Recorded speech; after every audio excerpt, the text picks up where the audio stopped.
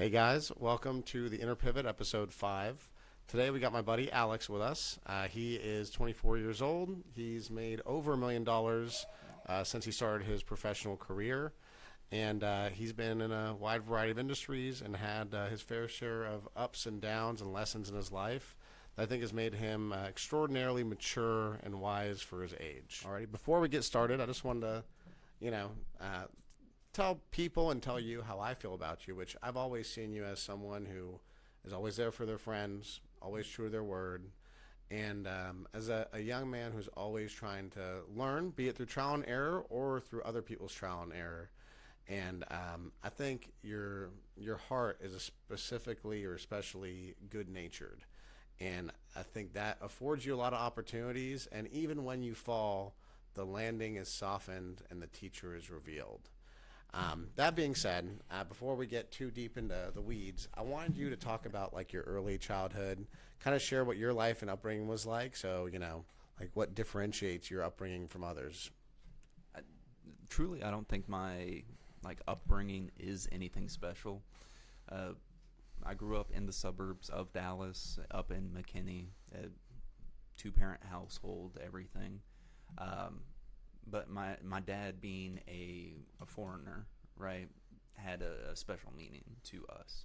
Like, everything was through him. Everything was done a certain way. But I also grew up in a very, quiet household. Mm. So, as you could probably hear and from personal experience, my voice is very monotone. I'm always very quiet. I'm always kind of very direct in what I say. Even consistent. Yeah. But that comes from my entire childhood, everybody in my house being the individual. My brother and me are 7 years apart, so we were raised as single children, or only children. Yeah. So I don't really know how that plays into effect, but I've had a lot of people comment on that. People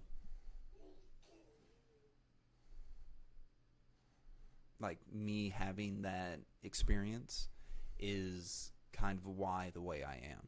I could see that, definitely. I don't know how better to explain. And your dad is a pharmacist. What did your mom do? My mom was a teacher. She was an RN by trade, and she went to a trade high school in Frisco, and she taught the CNA course, so Certified Nursing Assistant. Oh, very cool. It's a fancy way of a patient care tech, going in, taking vital signs, changing bed sheets, things like that. Yeah. And what sights, sounds, or routines instantly take you back to your youth, or what's something I feel like childhood is this thing where you don't remember whole chunks of it.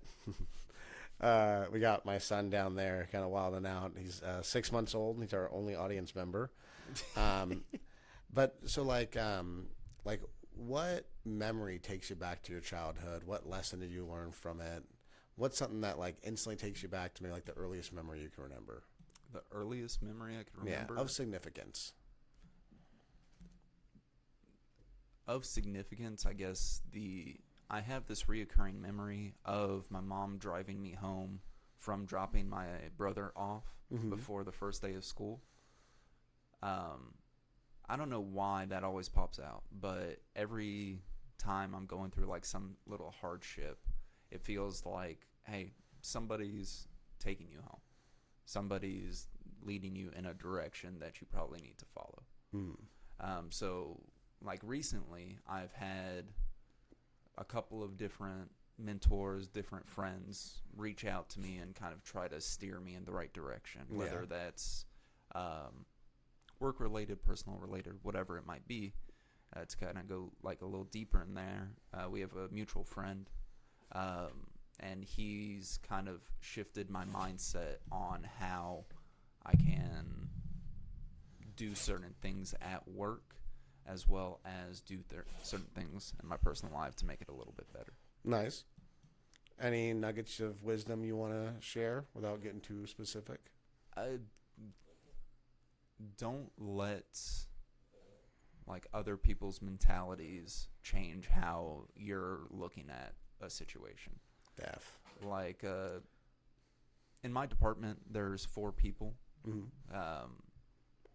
There's 2 of the 4 have like terrible attitudes, like consistently just ragging on everything throughout the process. But the other guy is relatively positive. He's not really one way or another. And then there's me. I'm just trying to find like the little bits of good in it. Like, hey, this might not be the best it's ever been, but if I look at it in a positive light, my mindset going into the deal, the whatever it might be, is going to have a better outcome. Yeah. Like, and I've been in the automotive industry for like 15 years. It's the only thing I've ever done. And something I realize is mindset is infectious. And if you don't insulate yourself from negativity, it'll weasel its way into your mind. And I think you're someone who over the years has gotten a lot better at insulating your mind and not getting caught in those waves. Oh, significantly. Like my first year selling cars, like it was a very emotional process. Like every car deal was the deal. The only thing that ever mattered to me. And when I finally met you and met some other people, like y'all were like, hey, it's not the end of the world if you don't get this one thing. Yeah. And then from there, I saw my monetary growth just go through the roof. I feel like everyone goes through some variant of that. Like for me, I'd get mad when like a customer didn't take a good deal because I know it's a good deal. Yeah. And I was like, man, screw you. You can go, whatever. And I was like, young Kareem was like so attached to being right and acknowledged for being right. Yeah. And then I remember I had this manager sit me down. He was like, dude, it's just about selling the car.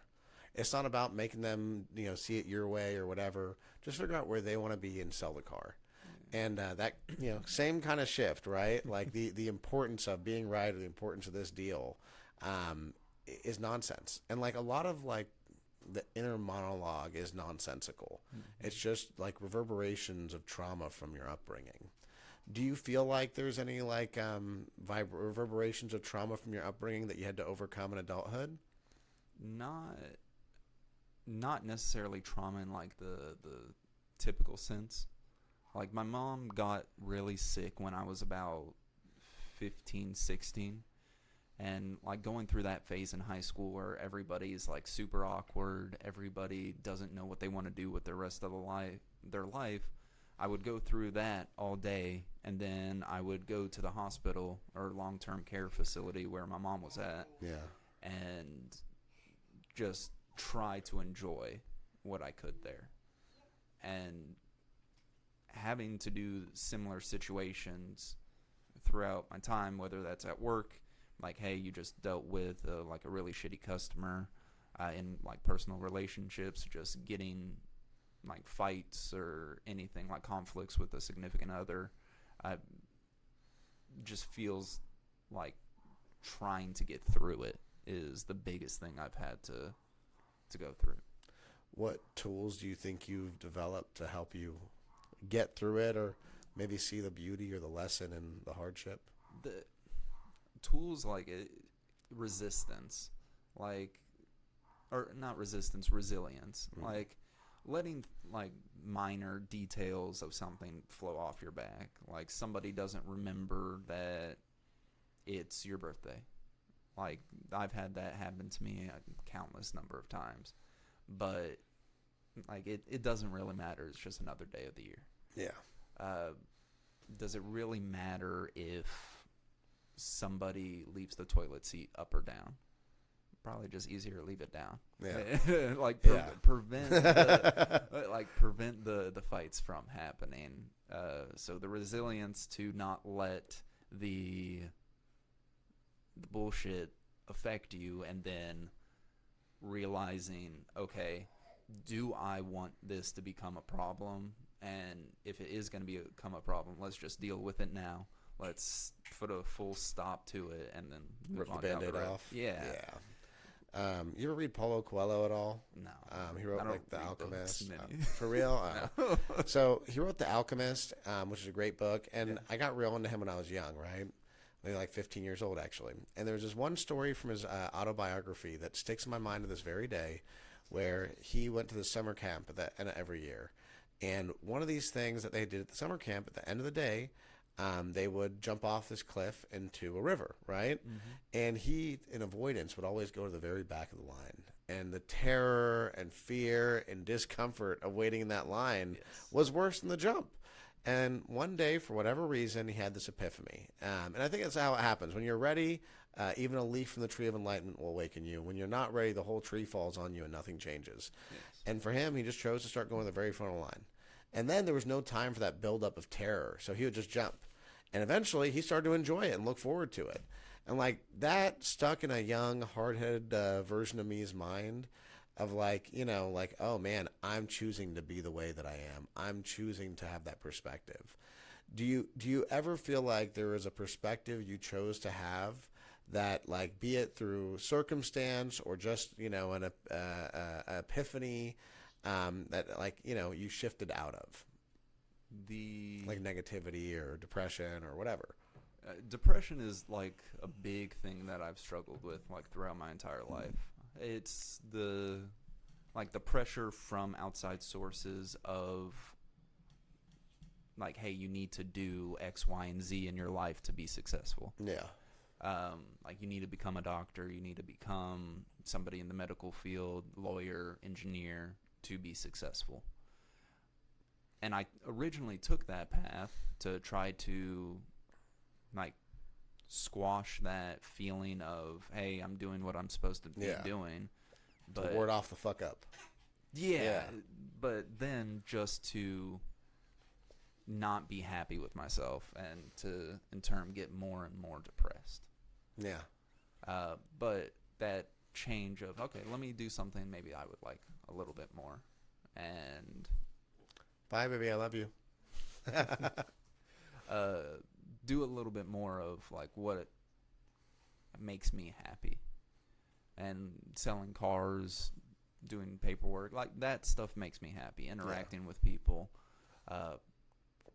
But still that feeling of depression, imposter syndrome, like all of these things are still there every day, but it's tools that I've gotten from, or tools and really support from friends and family to kind of get around that. Nice. Because, like, outside looking in, right, a lot of people would look at you and, like, bro, like, since, you're 19, 20 years old when you got an F&I. And, like, for those who aren't in the car business, like, okay, selling cars, like, a car salesman might make $2,000 some months. They might make 8 others. Yeah.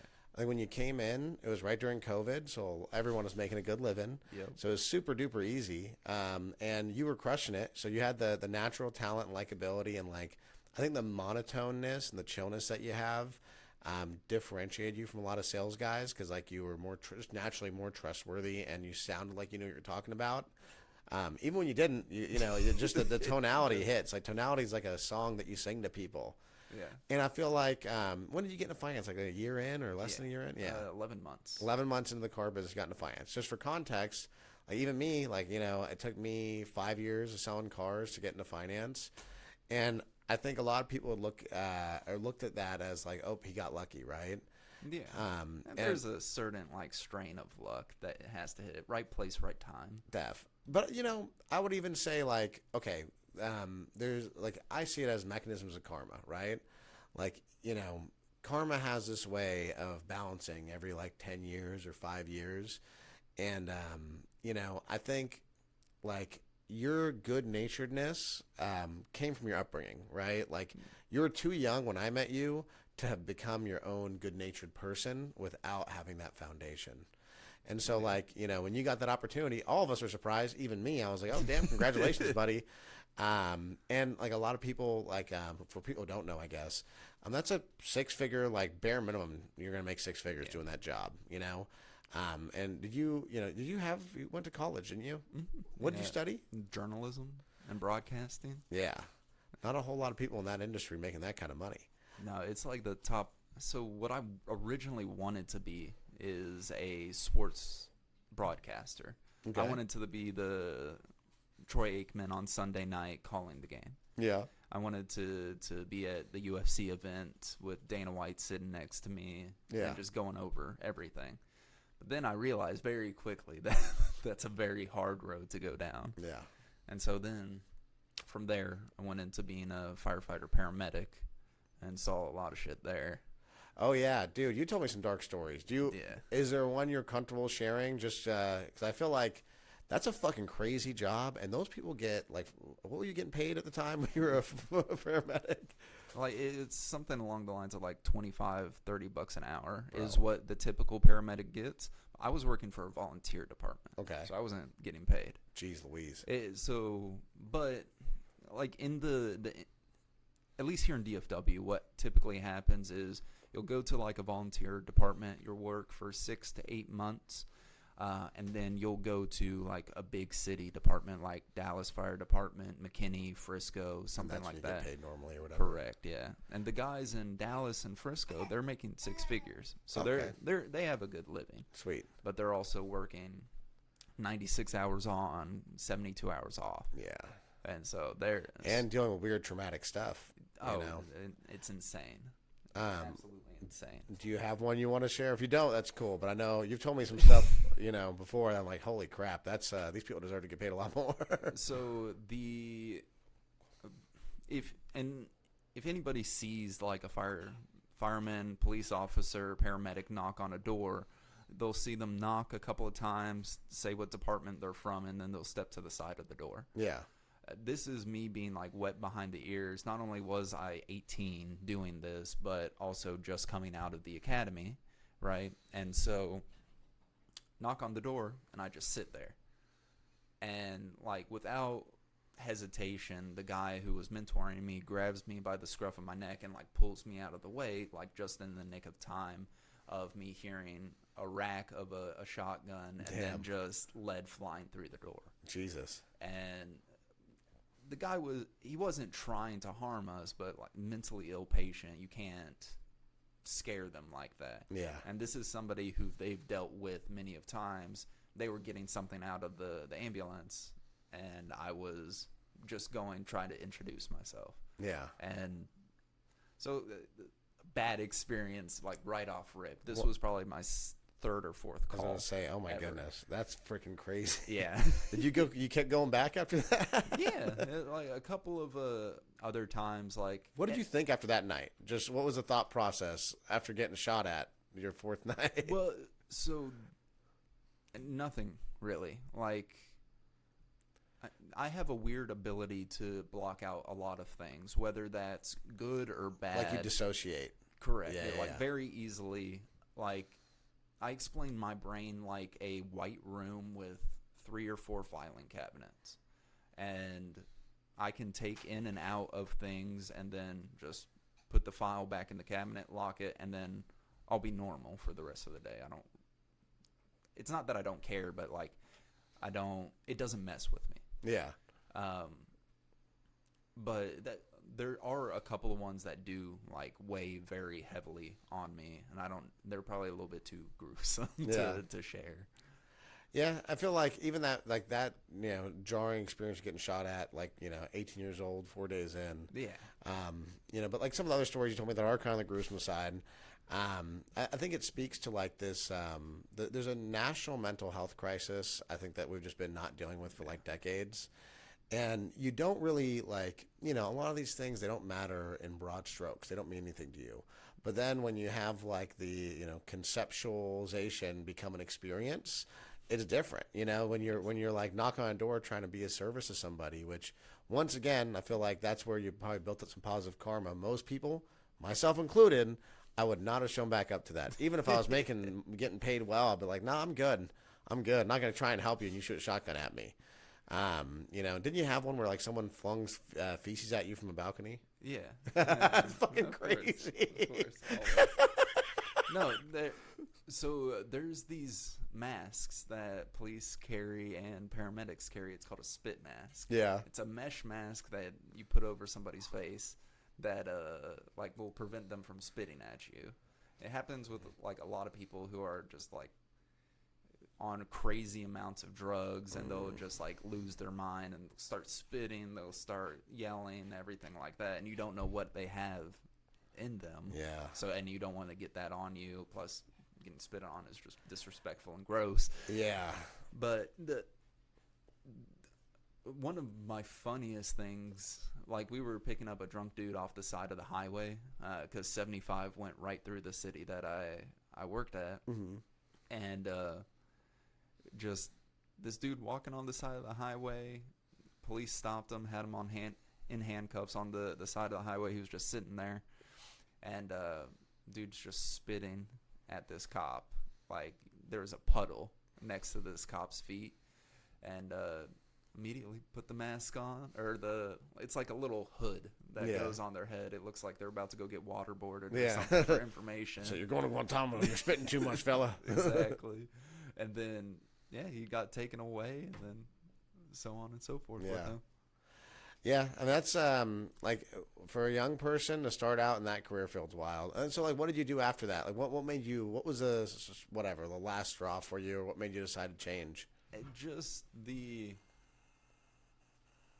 real answer is I just wasn't able to find a full-time job anywhere. Yeah. Because most of the time in that field, you're competing against 300 to 500 other candidates for 12 to 15 spots. Yeah. And those 15 people are best of the best, and I was mid to worst at best. Yeah, you're still amateur. Yeah, like just no experience, and I'm going up against guys who have been in the field for 12, 15 years. And then there's some of that good old boy kind of thing. Naturally. In most industries there are. I haven't found one that doesn't have a bunch of good old boy nonsense. Yeah, and so that was kind of the final straw. I was like, I need to get a job, need to start making some money. And then I remembered, like, in middle school, one of my friends, his dad came home in a new vehicle every night. Brand new BMW, brand new Lexus, brand new whatever it might be. And I was like, I want to do what he does. Yeah. I want to drive a nice car. I want to have a nice house. I want to do all these things. And so got into the car business after that. Did you start out just at the cyclical or the specific group store? Yeah. The store I met you? Yeah. What was your first interview like? So before I interviewed there, I went to, I want to say, like 12 to 15 other dealerships to interview. Yeah. And damn. Every time I would get there, I would be like, hey, want to interview, I think I could do a great job. So the general manager, the manager on duty, or whoever it might be, would come interview me. And their same question was like, hey, you're going to work a lot of hours. You're 19. Are you okay with that? Yeah, absolutely. I could do that. No problem. Yeah, I don't think you really understand. It's like, I They also like to do that thing where they let you like sit and wait for like 2 hours to get interviewed. Yeah. Oh, everyone likes to do that stupid crap. I hate that. No, and I would just sit there, not on my phone, not anything, just kind of sitting up, like sitting up a little straighter than I do now. But it was a weird experience, not only at the group I'm at now, but throughout the entire process. It was a weird interview. Yeah. But when I got the interview for my first job, it wasn't anybody that worked with the dealership. It was like an external. They hired a third party. To come in, interview a bunch of people, and then they sent us through like a week of classes, and then finally got put out onto the sales floor. Usually a nice chunk of those people fall off at the classes too, right? Oh yeah. So there was 15 of us in that class. 4 people actually got hired on. Yeah. And in the car business now, I'm the only one left. Damn. Yeah. So I don't know if that's just pure luck or whatever it might be, but I'll sprinkle some context here. And like the people who end up coming to those things, right? Mm-hmm. It's such a wild variety. It always surprises you. Like I've seen people who, did like 10 years working at a furniture store that, are natural fit for the car business. Yeah. And then we've seen people like, we're not going to say his name, but there's a dude we worked with who was really into pills. Name starts with ho. It rhymes with ho ho. And after he got off pills, he got really into Andrew Tate. I don't know if you remember that era. Yeah. And like this, there's this. I don't know how to explain it. Like, it's like a magnet for this wild. Like, I've had nurses, like people who are nurses. Like, I have a real legit career. Like, yeah, I saw too much blood, and I just don't want to do it anymore. I think the car business is this. Like, I never thought I'd be doing this kind of industry. Oh, yeah. That's the people who end up doing the best in it. Is like the guy who never thought they'd be selling cars, the gal who never thought it'd be something she'd build a career in, and they end up doing it. That's the observation I made. Like, remember, there's that Asian lady who I think she's still. No, I was yeah. about to say there is this lady who owned 3 nail salons. Yeah. Was doing. She said like something around like $1 million, $2 million a year through all of them, and then she came in just as a hustler, swept the floor with everybody else. Oh yeah, she's like I think her within the first 9 days she sold 25 cars and made like 28 grand or something crazy like that. Yeah. There's like a weird magic to the car business. Like, you could really suck and make nothing. And I remember when I first started, like my first 3 months, I made $1,400 a month, and I borrowed money. I borrowed like $500 a month from my mom, begging and pleading, trying to figure out how I was going to make it. Because like I saw other people around me making money, and I'm like, how am I not getting this? And I feel like any commission-based industry or any industry where like you got to kind of manage yourself. You got to start becoming studious eventually, like being, like observant or reading books. Like for me, I got real into books and audiobooks and podcasts. Mm-hmm. I think for you, have always been more someone who observes others and learns from them. Conversationally is where I learn a lot of stuff. Yeah, because I'm gonna be honest, I don't like reading. I don't retain any information. Yeah, like I'll get glazy-eyed over. Speaking of glazy-eyed, hold on. Let me put this young man to sleep. Anyhow, you were just expressing your disdain for reading. Yeah, reading is the worst thing in the world. I just get like extremely glazy-eyed whenever I'm looking at a page of a million different words. I already don't want to do it, and then if I'm trying to gather information from it, it's like not any more exciting for me. And audiobooks aren't your thing either? No. Like I like hearing experts talk about like certain subjects. Yeah. So podcasts. I love those. But most of my time now is at work. Yeah. Like this week alone I worked 78 hours. And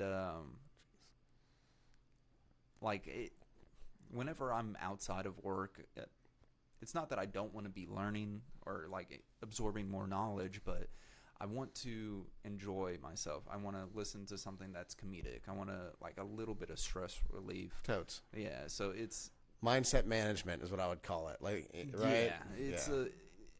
I want to be able to perform at the best of my abilities, and that's the things that I've figured out are good for me. I get it. Like going into work, I had the used car manager that worked with us at the first store. Yeah. He would always tell us, hey, look at yourself in the morning and ask yourself, hey, would you buy a car from yourself? And like I would always, every morning, I would button up my shirt. I would wear a tie at that time. I would wear my little suit, everything, and I would go to work and be like, yeah, I would do business with this guy. Now, it's more of a let's set up my mind so that people will find me trustworthy, will actually acknowledge me, will for me to do everything to prevent the imposter syndrome from setting in. Yeah. To not let the depression or anxiety affect me throughout the day. I love that. I think like a lot of people deal with this shadow self in the back of their mind, and it manifests in different ways. Depression or critic or imposter syndrome. And like, look, truth, like your situation where you skyrocketed from, a kid just trying to figure out life into a grown up with a profession, that imposter syndrome takes some time to beat back. And also, I feel like you're someone who's probably like and it helps you in some ways too, but you're very self-critical, which is reflective and good, but you got to balance it out a little bit. Like, there was one question I wrote down here that I thought would be fun. Was there a moment in your childhood, early life, whatever, where you felt terrible, terrified, or heartbroken, yet later you could laugh at it and see the lesson in it? Or maybe in adulthood. No. Like both.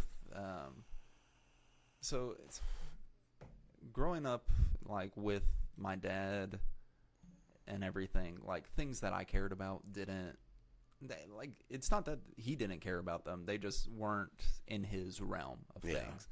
So I remember us going to to like Walmart or wherever, and I wanted a headset for my Xbox, and he picked out the cheapest headset there was, and he was like, "Oh, cool, $15, here you go, and we'll go down the road." And I remember being like this 6-7-year-old kid, being like, "No, I want the Turtle Beach headset. I want the best one." Great choice, yeah. And I don't know if it was Turtle Beach or like Triton or whatever it was, but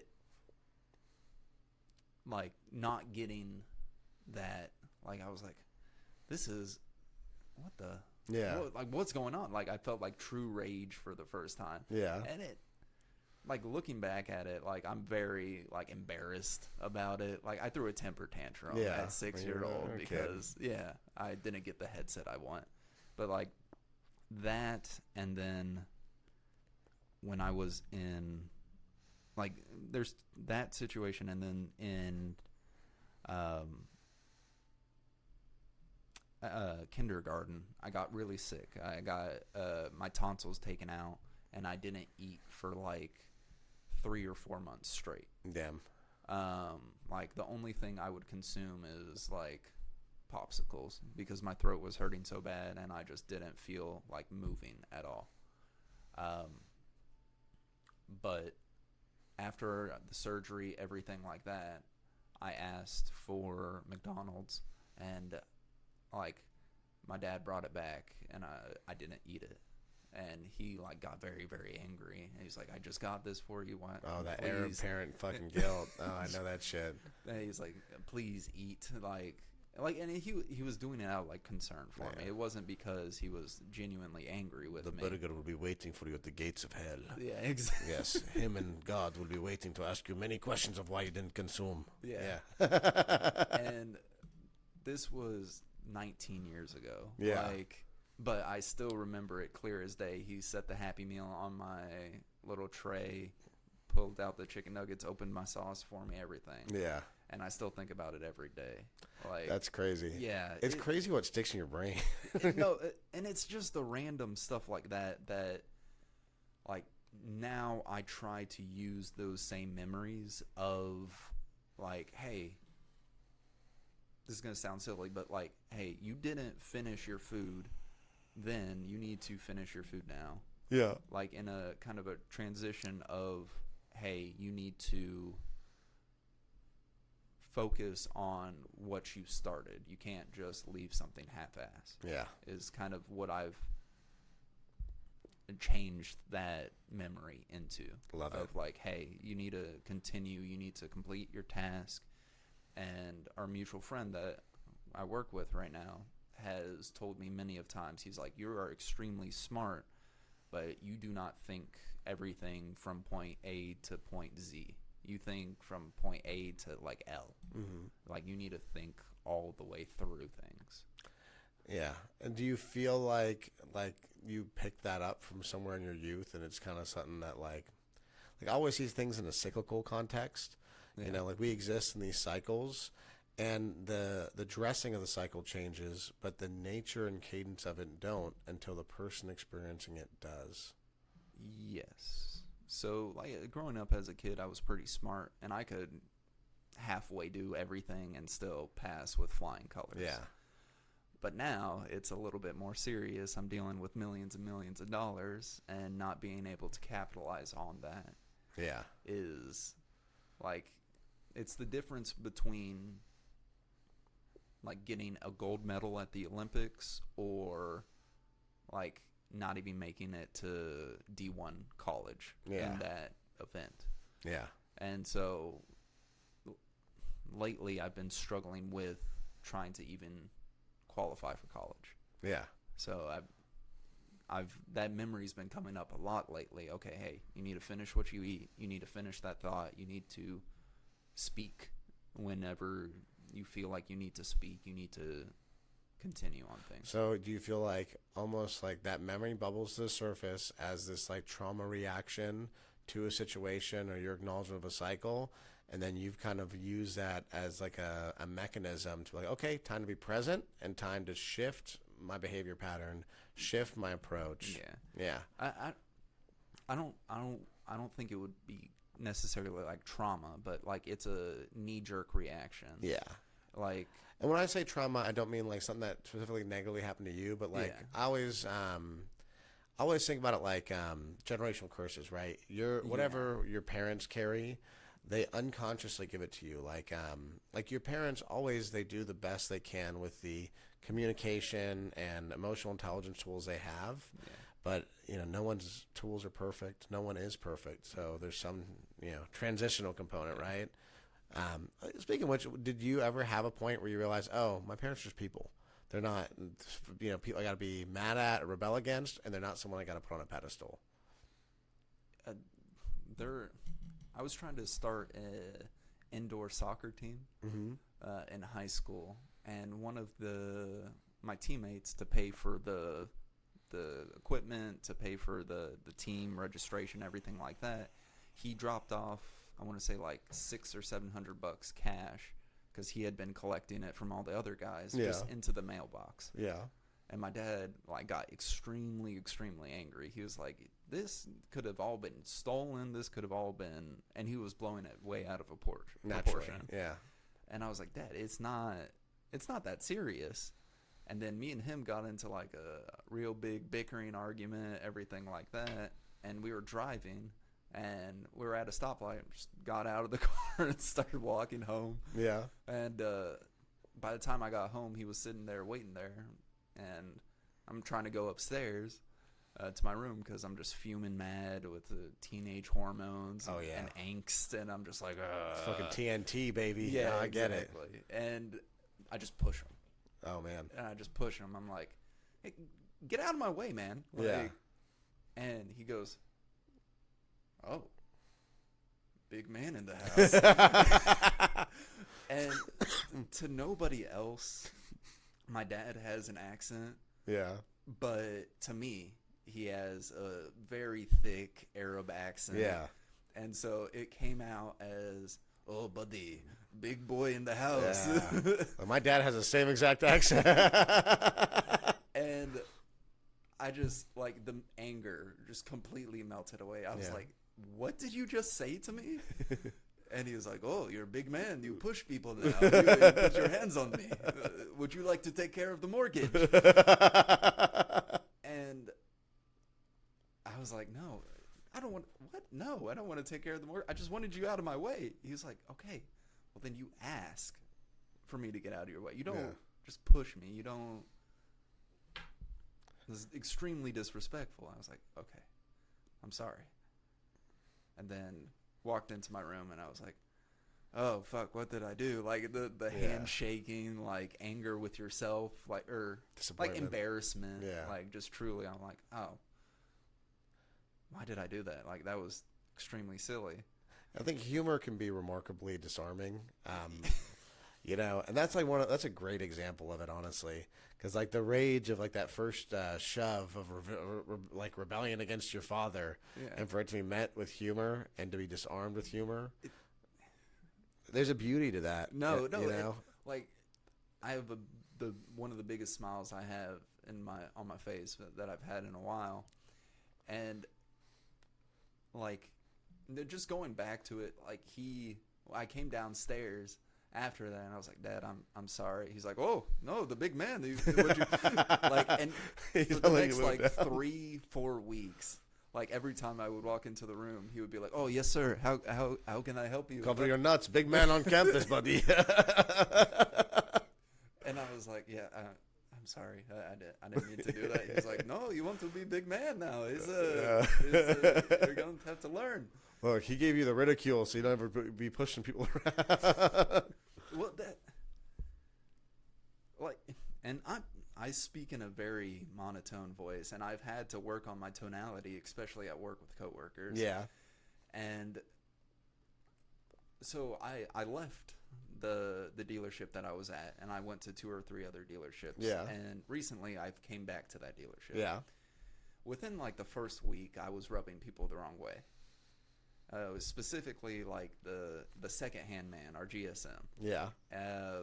I made a stupid joke. Like I was looking for a piece of paper that wasn't in the deal. I was like, "Hey, boss, can I have the final pencil of the deal? It's not in there." Yeah. And it's probably 7:30, 8 o'clock at night. And so I was very, "Hey, the pencil's not in there. Can I have it?" And he was like, "Well, it should be in there. Did you look?" "Yes, sir, I looked. It's not like I ate it or anything." Yeah. And that came off as extremely disrespectful. Yeah. And the next morning, I got called into the principal's office and just got laid into for about an hour and a half. Nice. Just a little hour and a half reaming for a joke. Yeah, for a joke that I was like, "Oh God, this is a dry delivery terrible." will do that because it comes off sarcastic, and I also feel like there's that generational tone difference where like when I deal with your generation, I feel like that's kind of just the vibe, you know. And then like you go 10 years older than you, right? Which is like 5 years older than me. There's like the Gen X borderline guys, and they're a lot more like prideful and ego driven or whatever.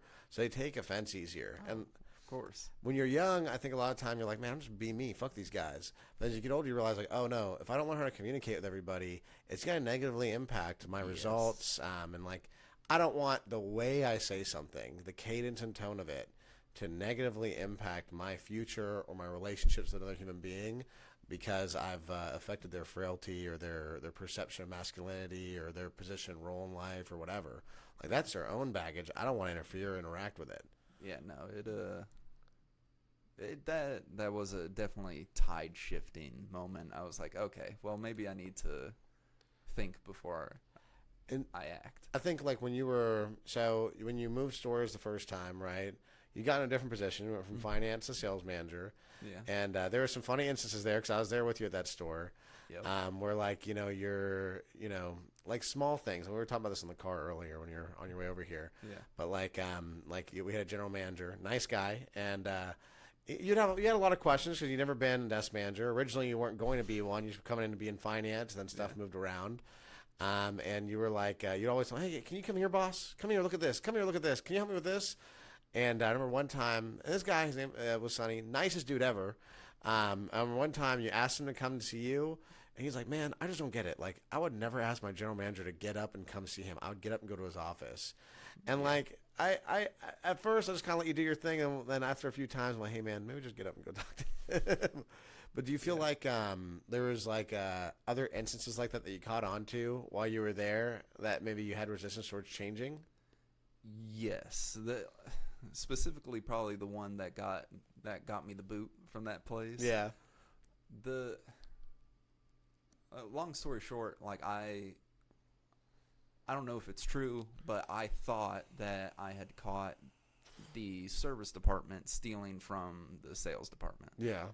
And I wouldn't let it go. Investigator Alex. Yeah, like I could have made the same amount of money that they allegedly took. Like, and it's just how dealerships work. Like, yeah.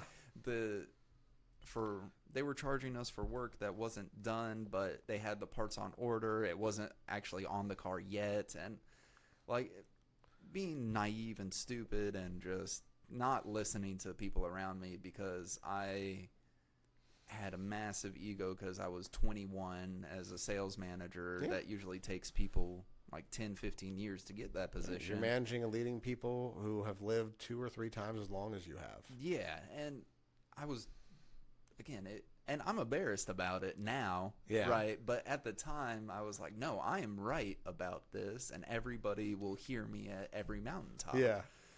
And a couple of times, the GM was like, kind of like put his hand up to me and was like, hey, man, I hear you, but calm down. Yeah. And I was like, no, this is like, how is this going to get added back to my pay? And just like pressing the envelope. And he's looking at this 21-year-old kid, and he's like, man, is this kid who makes $120,000 a year really this worried about another 10 grand a year? Yeah. And to me, that was like the most important thing going on in my life, rather than going up to him and being like, hey, I have a way for all of us to make more money. Yeah. Like, instead of focusing on where we're losing money, like, hey, let's go a different route and let's try to bring in more customers into the showroom floor. Let's spend more effort on training salespeople. Let's do a million other things. But I chose the path that I saw fit, and I got burnt for it, I guess. And I think a lot of the time, like, I noticed this with like higher level leaders, like that GM we had, Sonny, at the time. You know, they don't like any excuse or anything where you're pointing the finger at somebody else. Yes. Like, if you can't take ownership for the thing you're highlighting and you don't have like a real solution, they don't want to hear it. And like when you're young, it takes some time for that to click. And I think you always need some sort of experience like, oh shit, I'm worried about just my segment of the pie, and the person I'm complaining to is worried about like 400 people. Like, I did the same thing. I worked at Grubbs Infinity, and I was real butthurt over this dude who was like playing games the rotation of the deals, right? Right. I mean, and I was really butthurt, getting worked up, huffing and puffing, all this stuff. And one of the GMs sat me down. I explained everything. I had my case. I had him sold. And the GM at that store, he was a young guy making like 200 grand a month or some shit. He's like 26 years old, 27 years old at the time. Super smart dude. And he was just like, Kareem, let me tell you something. I'm in charge of like 1,000 people. I don't have time for this shit. Like, I just don't. I don't care. Like, if your boss doesn't see it, or like the rest of the team can't fix the issue, and the money's still flowing, I don't care. And it felt so unfair and unjust. And I'm like, I'm going to leave. I'm going to do this. Blah, blah, blah, blah, blah. All the natural stuff. And it's like, man, if I just shut up and sit down, I could probably learn something from this dude that's been janking rotation. You know? And, like, that's probably like the best job I've ever had. Like, easiest schedule. They would, like, when we were at that store together, like, they would tap me on the shoulder and be like, hey man, it's 5 o'clock. What are you still doing here? And now I'm in a position where I'm working 80 hours a week, and they're like, hey man, why are you leaving? Yeah.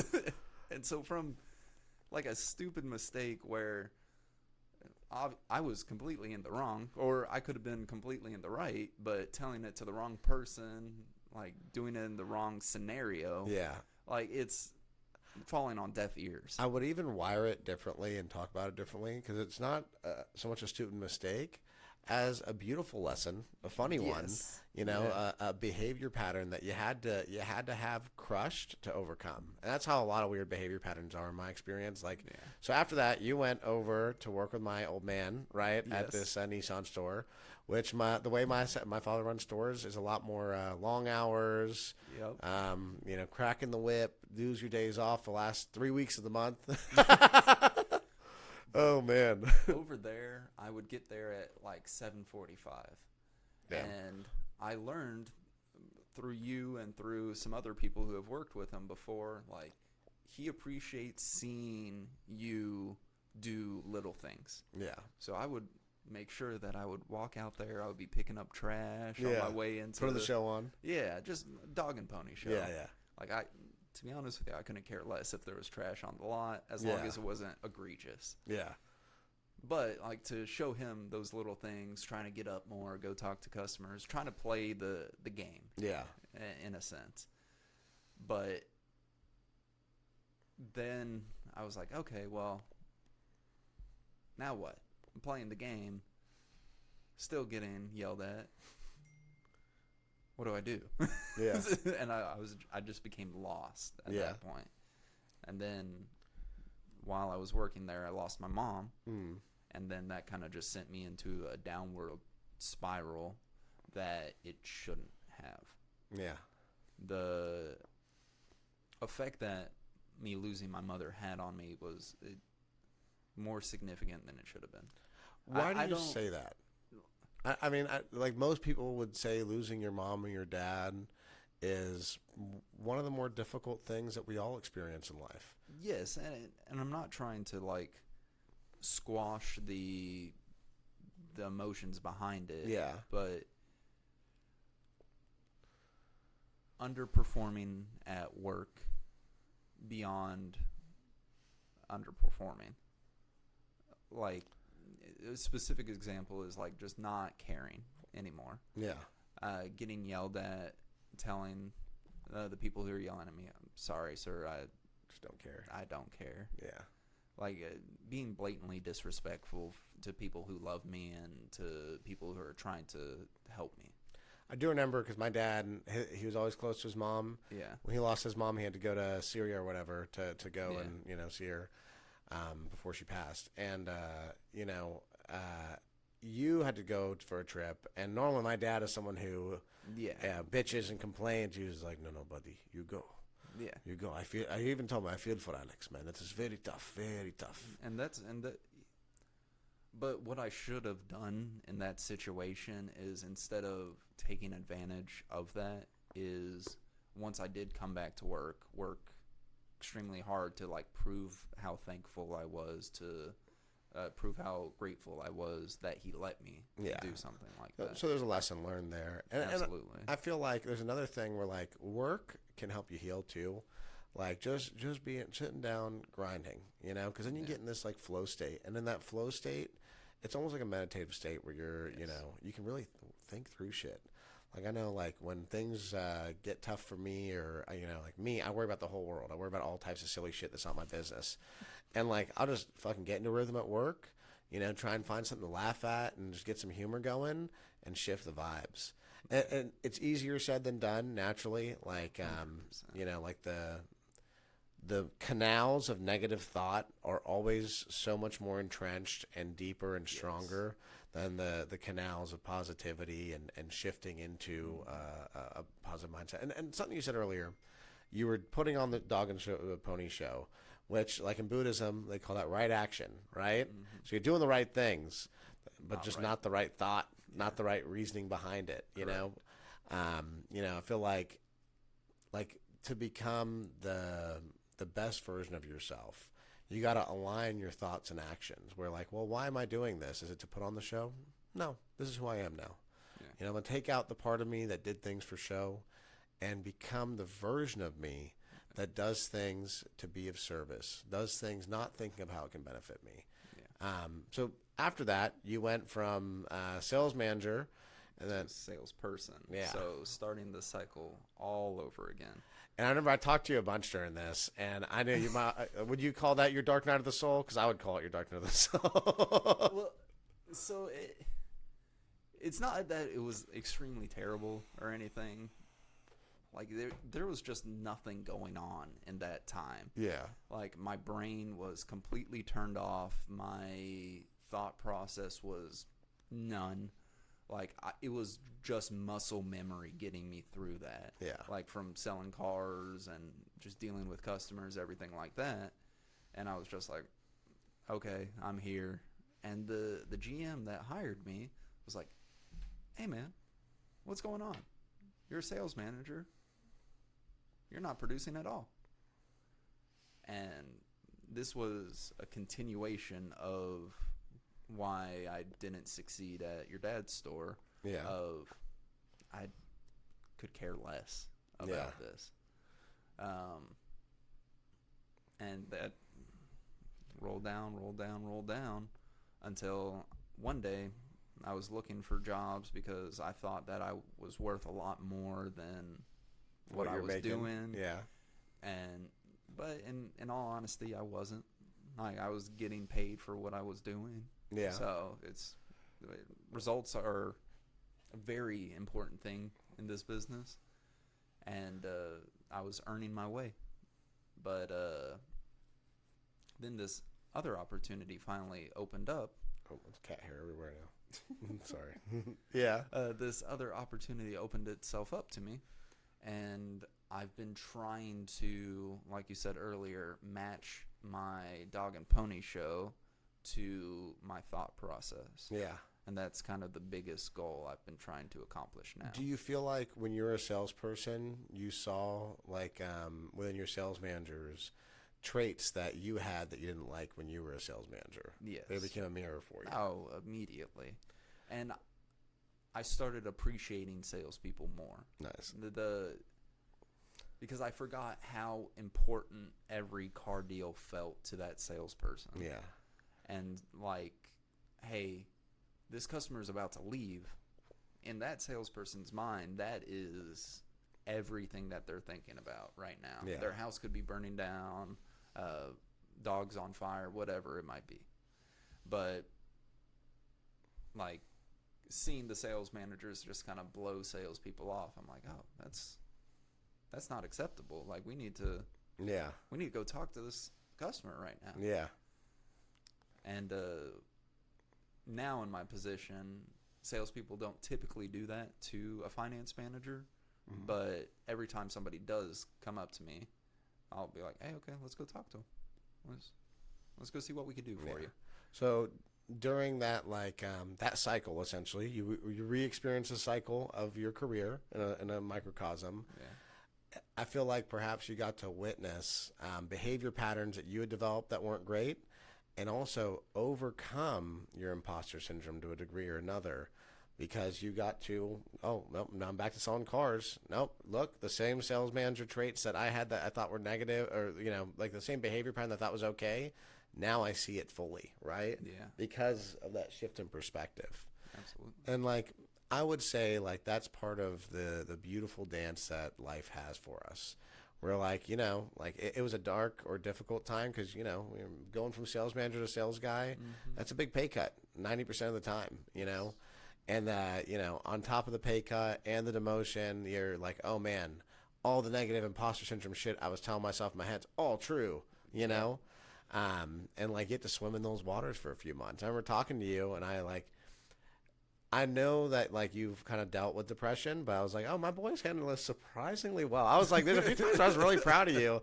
I was like, Alex is really coming out of this in a way that's good for him. Yeah. I think I told you that too a few times. We're like, this is actually gonna be great for you, man. Yeah. And then afterwards, you did land another opportunity, and it was back at the original store. Yep, things always tend to go full circle, But I feel like you and the hours were harder, the vibe was different, all this stuff, right? But you were different, you were changed, and thus you were able to perform at a high level, right? Perform, in line or above what guys who've been doing it, 5, 6, 7 years longer than you have were doing, right? Yeah. So when I first got back to this store, very different mentality I had. Because the first time I was in finance, I was just eating it. Just every month, barely making it by. Yeah. But I had the title, so I felt good about myself. Yeah. Look, one thing I always respected about you is, when you were a sales guy, most sales guys, when they start making money, they start burning through it.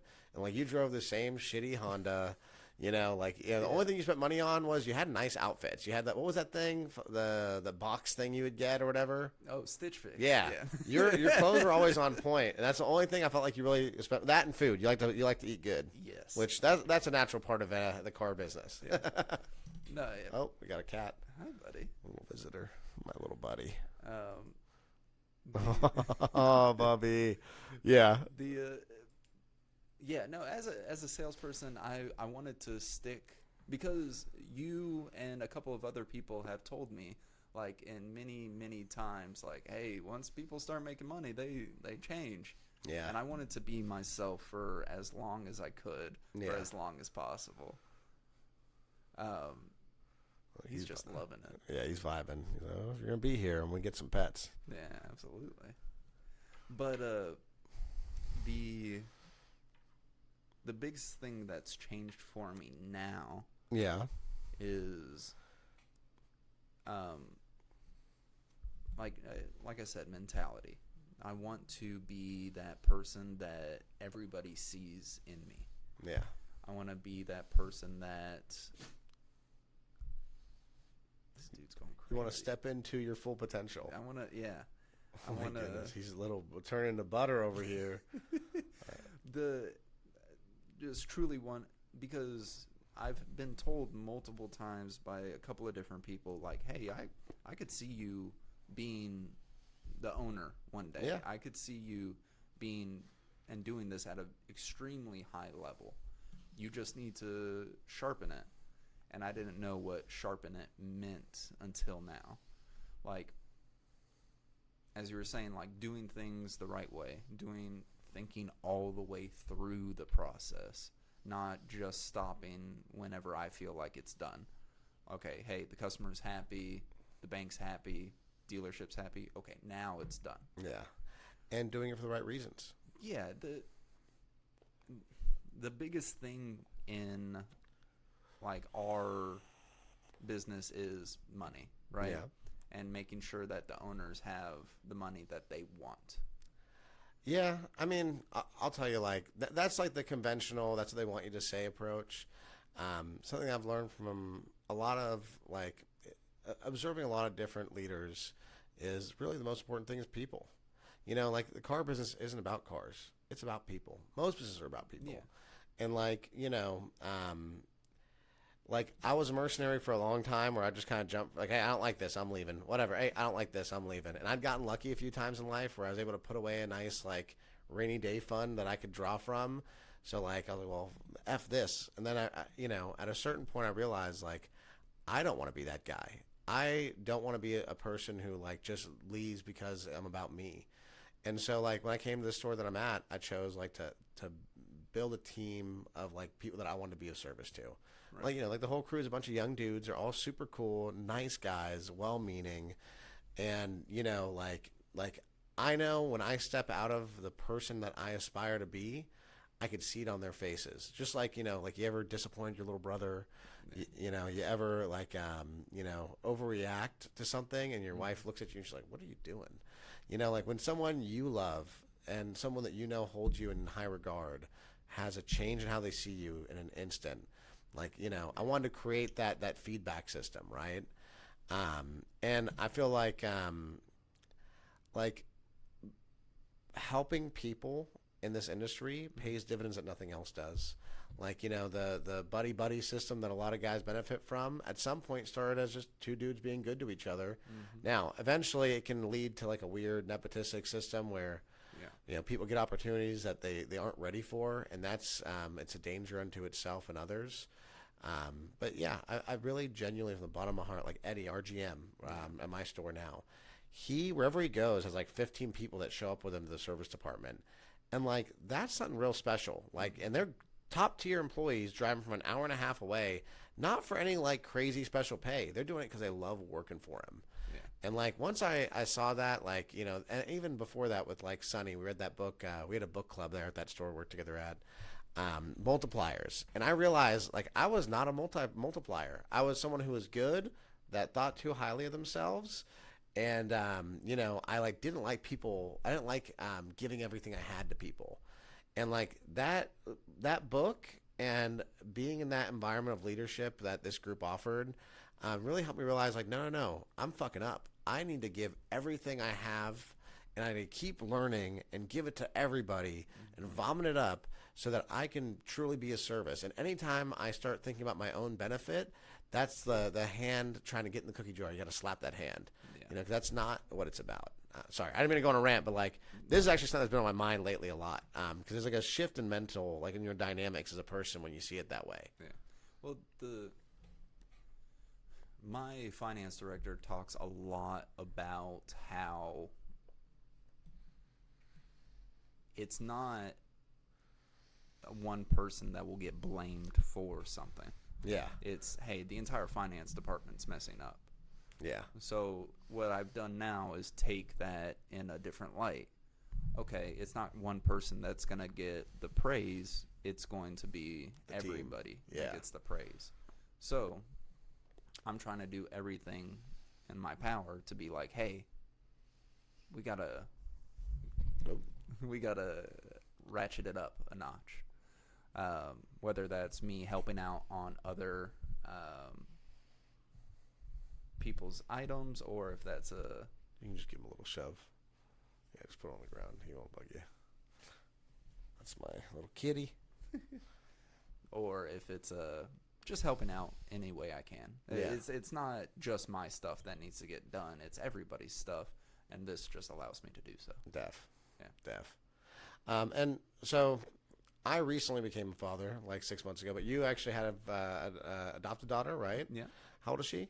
10. 10. Yeah. And when did you get into her life? When she was 6. 6. So Okay. 4 years ago. So how's fatherhood? Like, how's that experience as, like, you're still a young man yourself when you first, got involved in The their life? blind leading the blind. I love it. Oh, buddy. Like, a majority of the time, I feel like the tallest midget. Yeah. Like, that is a true feeling I have. But, like, everything about her and her mother make my life so much better. I don't know what I would do without them at this point. They're the reason I get up in the morning. They're the reason I come home. They're the reason why I'm taking my job so serious now. I've struggled with a lot of, like, personal things in the past where I haven't felt good enough. I haven't felt qualified. Just a bunch of stuff. All the jazz. Yeah, Yeah. just All the stuff all of that it. I think every young man goes through. But her mom completes me to a T. Yeah. She crosses my T's. She dots my I's. She's the yin to your yang. Yes. Yeah. She's the complete opposite of me. Yeah. She's extremely bubbly, extremely Outgoing. personal. Yeah. Yeah. And she's pulled me out of that, and that's helped me in a million different ways. I think a lot of people look for a partner in life who's like them. And, like, that's the most dangerous, dumb thing you could do. Don't do that. Just bouncing it off of a wall. Yeah, That's find what someone you're who'll doing. balance you out, 'Cause, like, someone who's too much like you, your vices and their vices align too much, But someone who balances you out. And, like, now it's important to have, like, shared values, right? Like, you can't be with someone who's the opposite of you because they support, what's going on in Gaza or something, right? But, like, like, I feel like for me with my wife, like, I saw in her, like, a golden-hearted goodness that you really don't find elsewhere. Like, like, kind of what you imagine the perfect kindergarten teacher to be. Like, our first date, we stopped and chased a loose dog. It was a pit bull. It was scary as fuck, But he had collars on. So, he has a collar. Let's get him in the car. So, like I'm trying to impress this girl. Like, I'm doing it for the wrong reason, but I'm doing the right thing. But we found his home and everything, It was a good time. But, do you feel like this, like, did your daughter ask you questions sometimes? Like, fuck, I gotta look that up. Yes and no. Yeah. Like, she'll ask me, like, a math question. I have to look it up. Yeah. But she never really asks me questions that are crazy. Yeah. She does love to talk, Yeah. as most kids do. Naturally. And she'll just ramble. Yeah. And ramble and ramble. But every once in a while, you'll get, like, a little gem. Yeah. And it was kind of like a Ricky Bobby moment, like Yeah. a shake and bake Yeah. kind of thing that she did the other day. But she was like, I think that all people in the world are awesome. Love And it. I was like, oh, they are all awesome. Yeah. She was like, I just think people mishear them sometimes. And like, in my head, Like, misunderstand them. yeah, I was like, yeah, okay, that makes sense. And then she just started going deeper into it, and I was like, oh, she's a good person. But then my brain turned back on, Yeah. and I was like, I don't think Hitler was, like, misheard. No, he didn't say gas all the Jews. He said gas all the juice. He liked to put gas in his Yeah, juice. he liked smoked drinks. Yeah, like, I think the nuggets of wisdom tied into the ramblings of children is this, like, by design, the universe wants you to slow down and pay attention to what they're Yes. saying, Yes. I always saw it with my younger siblings, like, they would both, especially my younger sister, from my dad's side, when she was young, she would talk a lot. But then, like, in between all the talking, she'd vomit up something that was like, oh, that's pretty profound. That's going to stay right here. I'm going to save that. Yeah. That's going to be something that cooks in my brain for years. Yes. Yes. And then, like, do you feel like being a parent has affected how you see your own parents? Yes, of course. I Yeah. mean, so obviously this is my first kid. Yeah. Once That you know Yeah. of. Once Your wife won't watch this deep in the podcast. Don't worry. once I was thinking about our buddy. We have a friend that he found out recently that he has a 7-year-old son, which is the wildest thing you could find out. Like from in the middle of a grocery store, you said? Or was that part a joke? What? I don't think he was in the middle of a grocery store. No. He just found out he had a 7-year-old son, which is mind blowing. And he's honestly, it speaks volumes of his character and his heart. You know, he jumped right into fulfilling the father role. Like, he didn't want to leave that young man to grow up without the father figure. And you know, I found that whole thing beautiful. But yeah, go ahead, continue. Sorry. So I'm the second. It's just me and my brother, and I'm the younger son. So I think I'll be more apt whenever we do have another one, but I don't. Like I said at the beginning, I'm blind going into this. Like, the emotions that I deal with day to day are amazing, and also like terrifying, because I could be fucking this kid up, like not even know it. Like, and me genuinely thinking, oh, hey, I'm doing a great job. Yeah. But then 30 years from now, she's going to come out with a book saying how my dad fucked me up. Yeah. And I'm like, what the fuck? You know, I think just having that, like, intuitive concern that you could be wrong in the way you're doing things is the best indication you're doing things right, because you're questioning yourself. Well, like, a lot of the time, she'll be like, hey, can I have candy? Yeah, why not? Yeah, it's a free country, girl. Yeah, go for it. You find it, you got it. And then, like, 30 minutes later, she's like, my stomach hurts. And I'm like, probably shouldn't have had that candy. Yeah. She's like, but you said I could have it. Yeah, I don't mind you having candy, but you gotta balance it. Yeah. And so just dealing with that is fun. Yeah. Little minutia stuff, but overall trying to lead her down the right path. Alrighty. So, what are you most proud of in your life right now, or as a whole? Like, what was the pride earned through a struggle, or something that you achieved at great cost or great effort? My freedom that I have, like with a certain like financial capability, you have freedom to do stuff, and like if I wanted to, I could probably quit my job and find a new job at the beginning of the year. Yeah, like it's just nice. Yeah, to have where you're not tied down to anything. 100%. And then, what do you know now that you wish your 16-year-old self could have heard? Two things. One, it's never that serious. And then two, don't do DMT until you're older. Well, that's a good rule of thumb. You shouldn't do DMT until you're like 24, 25. Yeah. You know, but you should always do DMT. Always. Well, you've heard me tell that story before of what transpired after me doing that. Since it came up, I've been trying not to talk about DMT on every episode that I do, but I can't help but proselytize. It's a true gospel. Yeah. Well, mine is probably like the worst example of what to do. Yeah. Buddies had some. We were all like, yeah, awesome, let's do it together. None of us had ever done it before. Brilliant.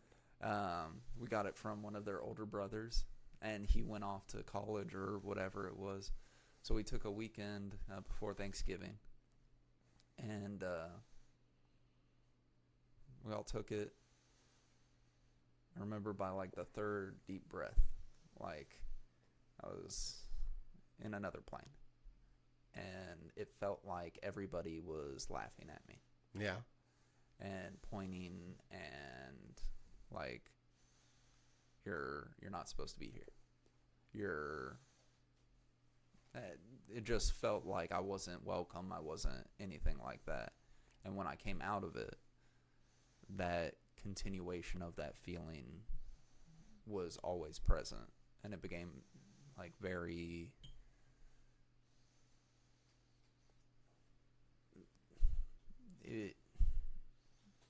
too much. Do you feel like that feeling was there beforehand and it got amplified after the DMT trip? Probably, yeah. Like the only things I remember in that like 3-4 month window were just constantly looking over my shoulder, feeling like everybody was looking at me, feeling like my ego was tightening around me, and just was one of the worst experiences of my life. That's wild. Yeah. So I feel like DMT, mushrooms, a lot of these psychedelics, especially when you're younger, under the age of 25, if you're a guy, they do this thing where during the process of ego death or ego dissolution, they highlight whatever your biggest insecurity is and they fucking hammer it. Yes. And like in the long run, it's usually good for you, right? Because now, like with that intense, like feeling that everyone's laughing at you and that egoic paranoia, Yeah. like eventually you just get numb to it, just like everything else. Eventually you're like, oh shit, I don't want to have this be a part of my core personality. And beforehand, it may have been this whisper in the back of your mind. Well, I think I had the same whisper that everybody has at that age of, oh, everybody's looking at you, everybody's laughing at you, you're not supposed to do that, you might get in trouble, like all the little noise. And then that just made it, like you said, just over and over and over every day. And then I finally just gave up. Yeah. I was like, I can't do this anymore. Yeah. And just for context, you gave up on caring too much about what others thought about you. Well, yes and no. Yeah. Like what I'm talking about is like I just gave up completely. That's when I had like a very psychotic episode and was diagnosed with bipolar disorder. And after that, therapy, everything like that, meeting people, talking about it, everything like that, it's manageable. Yeah. So, okay, this is my optimist brain just kicking in, right? Like, that was like the thing that kind of kicked off you going and getting help, getting the diagnosis of bipolar, and then getting the mental and emotional tools to manage that. Yeah, because it never goes away, but it's definitely the mindset of, it's okay. Yeah. And nothing's ever that serious. Yeah, exactly. Great advice once again. And I think, like, you know, we all have some weird cross to bear. Like, mine's always been real gnarly ADD. Like, my attention's all over the place. And, like, meditations help with that a bunch, right? But, like, when I was, you know, doing DMT more regularly than I should, like, you know, more regularly than I should a few years ago, probably about your age. Yeah. One of the times, one of the little beings was just like, "Hey, dude, you should just meditate. You can do this with meditating. You don't got to smoke the DMT and cough and stuff." Literally, like a little fairy saying that essentially, but with images. They shoot images at you, and you're like, "Oh, this is silly." Okay, meditation. Yeah, and meditation has the same magical effect without the weird psychosis potential. Yeah. And like, although even like the dissociative qualities, although they're weird at first. Dissociation in itself probably isn't as bad a thing as we're led to believe, in my opinion. Like being able to dissociate from your ego, from yourself, from your pride, from your entitlement, you know, it can be real positive. Now, dissociating from those you love and, you know, our collective dignity as a society is a different thing as a whole. 1 second. Do you think your journey has been about kind of creating and finding yourself?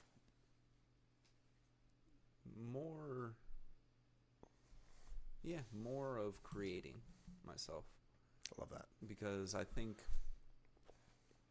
I'm very easily influenced. Mm-hmm. Like, I'll pick up mannerisms from other people very easily. Yeah. Like, I'll talk like my brother a lot. I'll say things in a certain tone of voice and everything when I feel like I need to be somebody else. And so, like, I go and I try to pretend to be like him. Yeah. But what I've realized is, like, that's not successful. You need to be genuine with who you are and what you say, and then people actually take it to heart, or they actually believe it. And, I think there's a part in every man's experience where they model themselves off of other men because they're still boys.